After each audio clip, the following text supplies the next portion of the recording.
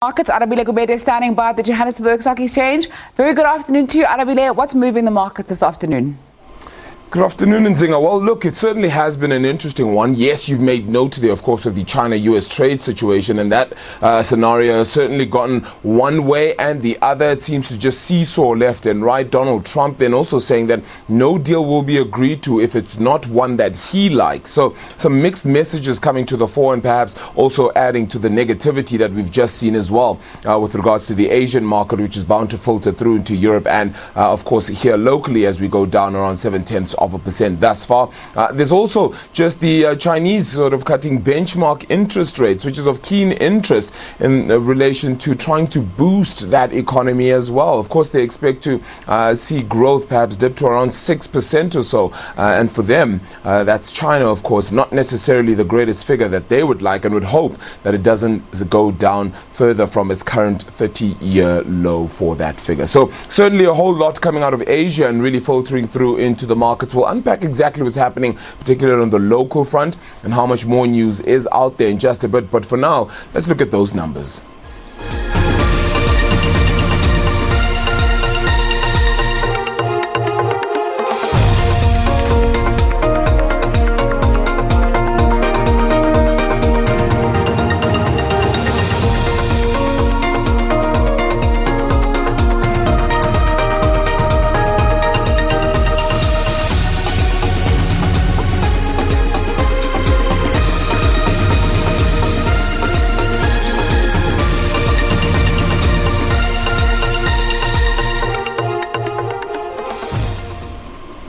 As you can tell, they're a pretty mixed bag, of course, when it comes to the market picture across the globe, and of course even on the local front then with those indices. Let's unpack the market a little bit more. Michael Traherne, portfolio manager at Vestact Asset Management, joins us here at the Johannesburg Stock Exchange. Michael, thank you so much for the time. I appreciate it. So 0.2% lower than thus far for the JSE All Share.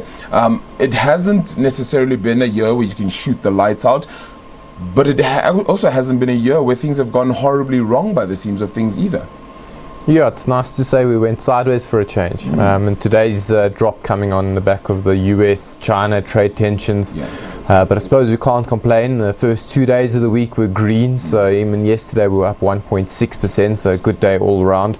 But in general, the JSE All Share has been flat since about 2015, and people with their pensions would have seen that, and that just reflects the lack of economic growth locally. And if you don't have economic growth, you don't have assets getting bigger and becoming more valuable, unfortunately. Yeah, here's one element which perhaps could help growth. We're not saying it's definitely the panacea, but one thing that could is lower interest rates, which would come from lower inflation. You see inflation at an 8-year low, the lowest since 2008, 3.7%. Surely the MPC considers this tomorrow and says, well, yes, it may be historical data, but as a starting point, it's very low and it's enough to cut. Yeah, for sure. Maybe we get a double rate cut for half basis percent instead of the 0.25. Quite tantalizing. It does show that the Reserve Bank's forecasts of inflation have been off. They've been forecasting for higher numbers. We're now at 3.7. Expectation from the market was 3.9. It just shows you that inflation is under control. One of the things that the Reserve Bank would have been keeping an eye on is what has our rand been doing with a bit of political turmoil. Moody's rate cut, or not cutting us, but moving us to negative watch. You know, the rand didn't do much in that situation. Actually strengthened on the news there. So the rand's looking good, so we're not going to be importing inflation. Oil prices have been stable. If anything, those are probably going to get lower, and inflation's low. So there's lots of good reason to cut rates. Probably the SARB is cautious, so we see 25 basis points this time. Let's see what happens in the future. Let's see also, I think that they're probably waiting for Moody's to officially cut us, see what happens with the rand. Once we know what that level is, then they can be a bit more aggressive. But in general... Is that not very reactive, though, as opposed to being slightly more proactive is what South Africa's economy needs? And I understand the notion of having to, of course, ensure that things don't get out of hand. But with inflation at 3.7%, doesn't look like anything's going to get out of hand anytime soon. Session Kanyako was cautious by nature, and you can see that in the rate decisions. And if you had a choice between being too aggressive and too cautious, I would say long term you'd rather have someone who's too cautious.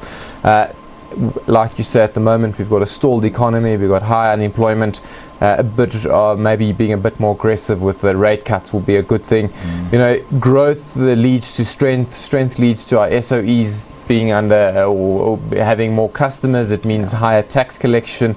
There's a lot of good things that come out of growth, and the economy will go from strength to strength. So we just need some impetus from somewhere, and potentially a rate cut will be that. And let's hope it's a start to tomorrow, and the next meeting we see another one. Look, I'm definitely holding thumbs, crossing Nice fingers, Christmas toes, everything I can cross right now in order to try and hopefully get that one. Okay, so let's shift our attention to some equity news very quickly. Overseas, though, Alibaba pricing in their IPO in Hong Kong then at close to $13 billion US.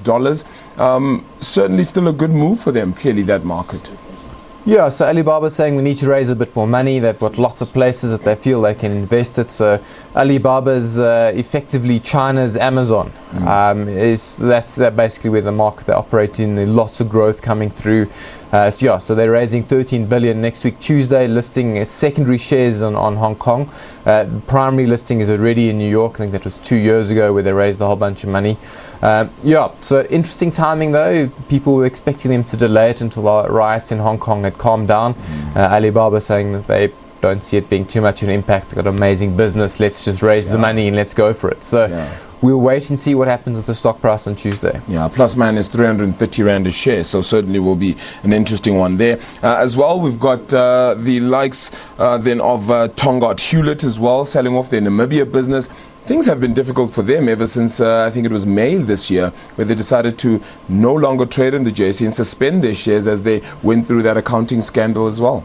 Yeah, another business that's taken on too much debt and then lied about their balance sheet, and that's the reason for the suspension. Personally, I think shares like this should continue trading through the volatility. You know, it lets people get out if they need to, let speculators get in. Yeah, a la Steinhoff, right? Exactly. You know, Steinhoff is still trading, and I'd say Steinhoff is in a much worse position than Tongaat is. It allows people who don't want to be in it anymore to get out, and that's why I don't think you should be suspending shares, but I'll save that rant for another day. Management effectively saying we need the money, we're going to sell some of our assets, and that's what's happening here. Yeah. Now the two at the top there today are Remgro and RMB Holdings. There's restructuring happening, there's changes sort of happening in these two in these two firms very quickly as well, Michael. Let's chat about what exactly is going on between the two companies. Yeah, so what they both have in common is they're both big shareholders in the FirstRand Group, and this is a historical holding structure that was put in place many years ago for the founders. RMH or RMB Holdings, or so I'm going to call it RMH just so there's no confusion, effectively their only asset is a 14% stake in FirstRand worth 130 billion. They got one or two property assets but nothing to speak of. RMH's biggest shareholder is Remgro, so Remgro owns FirstRand through RMH. There's no reason for that extra layer. So RMH coming out and saying, look, we're going to distribute our shares to our FirstRand shares to shareholders, and we're going to delist.